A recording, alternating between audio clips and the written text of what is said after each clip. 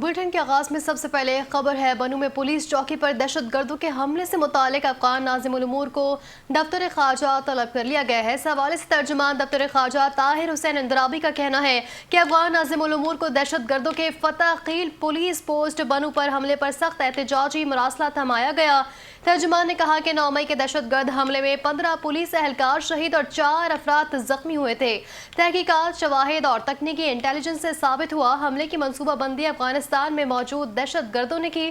دفتر خارجہ کے ترجمان کا کہنا ہے کہ پاکستان نے افغان سرزمین دہشت گردی کے لیے استعمال ہونے پر شدید تشویش کا اظہار کیا۔ پاکستان نے یہ واضح کیا کہ اس بزدلانہ حملے کے ذمہ داروں کے خلاف فیصلہ کن کارروائی کا حق محفوظ رکھتا ہے۔